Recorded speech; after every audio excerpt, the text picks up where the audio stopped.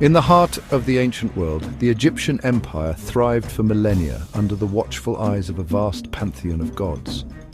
Deities like Amun-Ra, the king of gods, Osiris, lord of the underworld, and Isis, the divine mother, were central to every facet of life. Their power was absolute, their priests wielding immense influence. But then, a new pharaoh ascended the throne, one who would challenge this sacred order. He declared that these gods were false. In their place, he elevated a single universal deity, the Aten, the radiant disk of the sun. This was an act of heresy, a revolution that shook the empire to its core.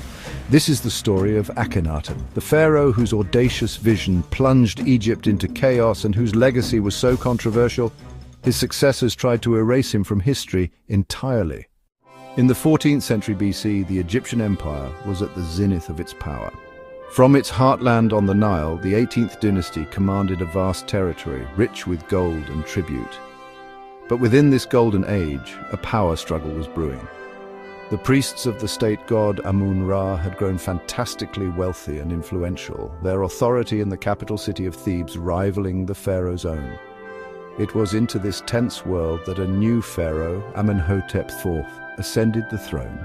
Son of the great Amenhotep III, he was not expected to follow in his father's footsteps. In the early years of his reign, he ruled from Thebes, adhering to tradition. But a revolutionary idea was taking root in his mind, a vision that would soon shatter millennia of belief. He began to elevate a minor solar deity, the Aten, not a god in human form, but the physical, radiant disk of the sun itself. Then, in his 5th year as pharaoh, he made his radical decision. He abandoned the powerful priesthood of Amun and the entire pantheon of Egyptian gods. He declared that the Aten was the one true universal creator. To signify his total devotion, he changed his name from Amenhotep, meaning Amun is satisfied, to Akhenaten, he who is effective for the Aten. This was the first true attempt at monotheism in human history, a concept so shocking it threatened the very foundations of Egyptian civilization. To escape the entrenched power of Thebes, Akhenaten needed a clean slate.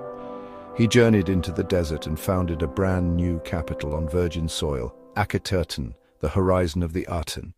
An entire city, built from scratch with astonishing speed using thousands of small standardized limestone blocks called talatat. To cement his vision, Akhenaten filled his new city with grand palaces and revolutionary temples.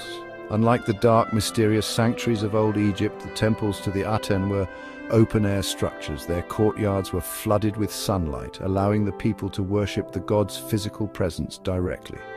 For a fleeting moment, Akhenaten was the most innovative city on earth. Akhenaten's revolution also changed art forever. He rejected the stiff, idealized depictions of pharaohs that had been the rule for centuries. He commanded his artists to portray the world with a new, startling naturalism, a style we now call Amarna art.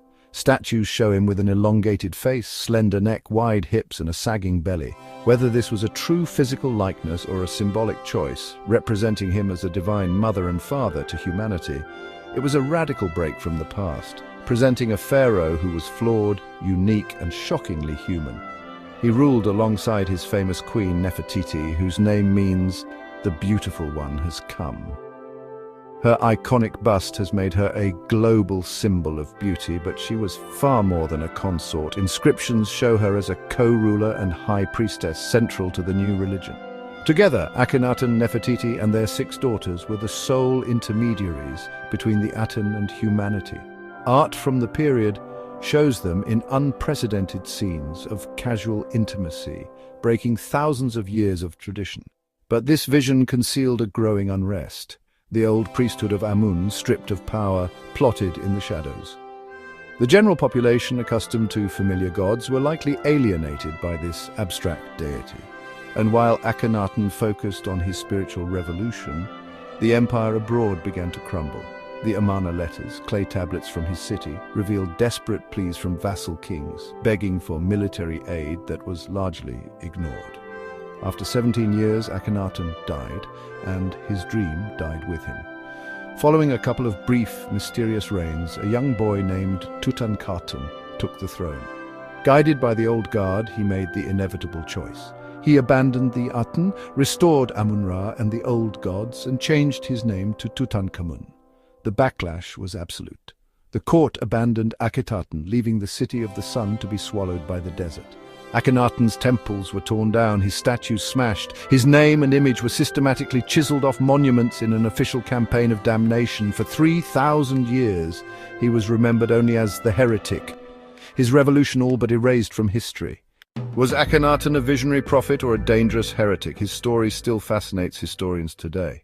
Akhenaten's story is a powerful reminder of how one individual's vision can reshape an entire civilization, even if only for a fleeting moment.